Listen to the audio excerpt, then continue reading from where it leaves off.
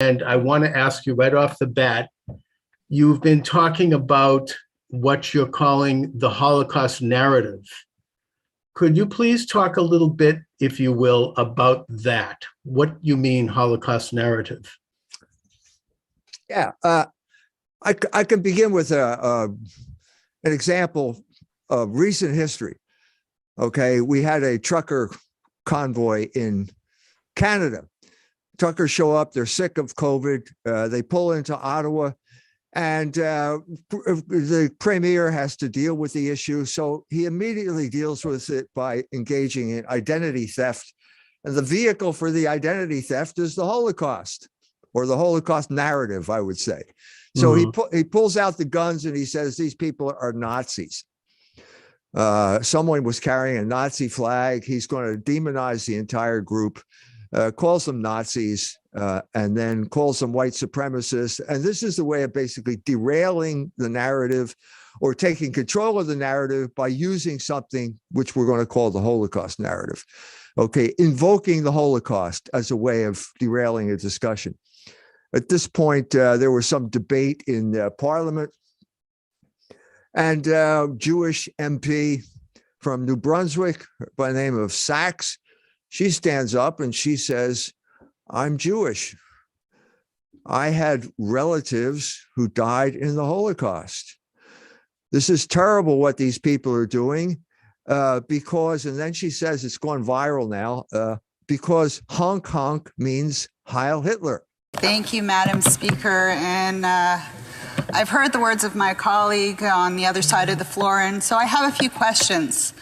As a Jewish member of Parliament myself and a descendant of survivors of the Holocaust as well, I, like many Canadians, were shocked to see Nazi flags, Confederate flags, dismayed and angry and hurt, horribly hurt. So how many Nazi flags does it take? How many donors from the Capitol riots, it's 1,100 and counting, who have donated to these illegal blockades? How many guns need to be seized? How much vitriol do we have to see of honk honk, which is an acronym for Hail Hitler? Well, this is again, here we are. We're referring to a narrative in this instance that has nothing whatsoever to do with Canada. Nothing, absolutely nothing. It is a category of the mind that has been imposed on a situation for political purposes in order to bring about a certain outcome. The certain outcome being, we're going to shut these people down. We're not going to talk to them. We're going to impose this other narrative. And once that narrative is in place, then we have the high ground, and that's the end of the discussion. So that's what I mean by the Holocaust narrative.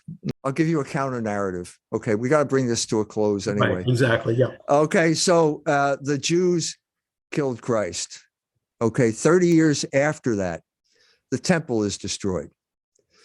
This means, why did they have a temple? They had the temple for a sacrifice to fulfill the covenant. The Jews can now no longer fulfill the covenant. They cannot expiate guilt. At this point, they've got a problem. How do they deal with guilt? They deal with guilt by projecting it on to the victim. That's what they've been doing for 2,000 years. The Polish proverb is, the Jew cries out in pain as he strikes you.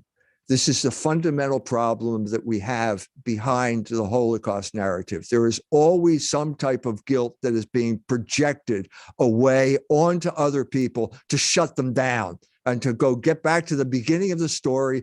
This is exactly what Mrs. Sachs tried to do to the truckers in Canada. That is the purpose of the Holocaust narrative. That's my point.